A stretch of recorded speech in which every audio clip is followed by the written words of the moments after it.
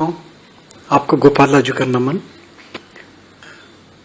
पदार्थ तंत्र पर आधारित जो टोने टोटके उपाय पूजा पाठ मैं बता रहा हूं, ये अगर वर्ष में किन्हीं ऑस्पिशियस किन्हीं शुभ मुहूर्त में अगर करेंगे तो इनका प्रभाव निश्चित रूप से द्विगुणित त्रिगुणित बढ़ जाएगा। ये सत्य है।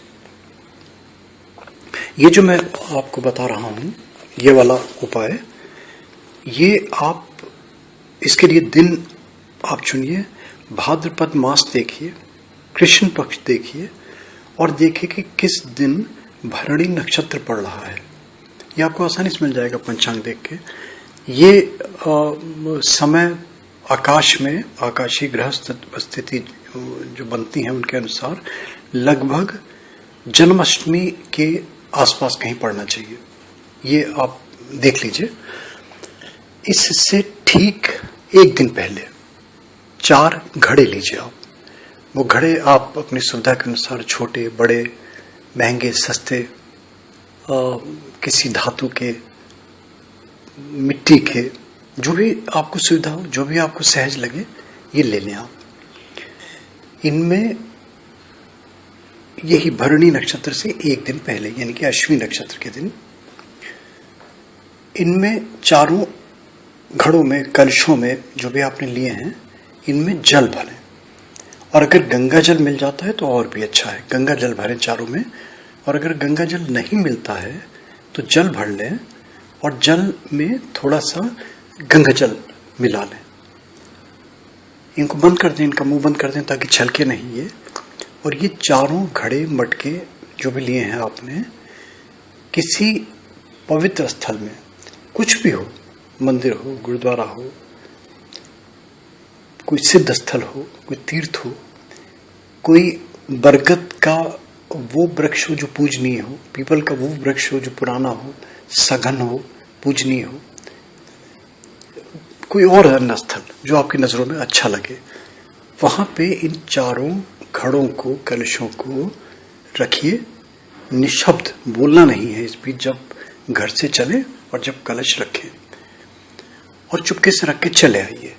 और निरंतर इस बीच ओम श्री लक्ष्मी नारायणाय नमः ये मंत्र जाप करते रहें सतत मन में।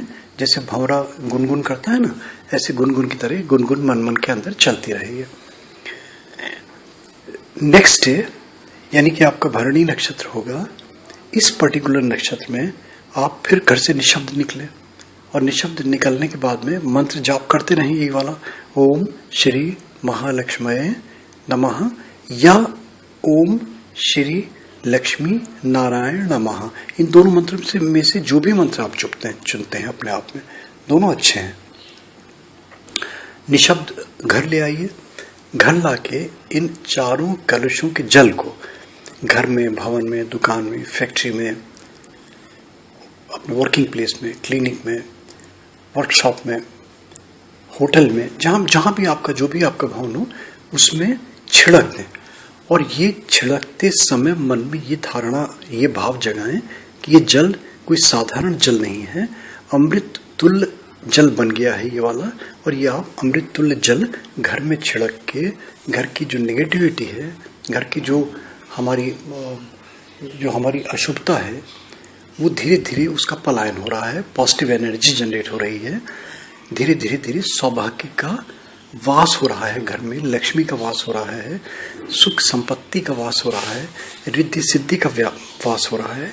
ये भावना रख के जल को छिड़कते रहे आप घर में। घड़े खाली हो जाएंगे चारों आपके। इन मटकों में फिर से वही कीजिए, जल भर दीजिए आप। जल भरने के बाद में अगर गंगा जल मिलता है तो इसमें थोड़ा डाल दीजिए। अगर सब गंगा जल मिलता है तो सारा गंगा जल आप इसमें रख लीजिए। और इनके ऊपर, चारों घड़ों के ऊपर 4 जटा वाले नारियल स्थापित कर दीजिए। नारियल ऐसे रखिए जो उसका वो घड़े के अंदर रहे।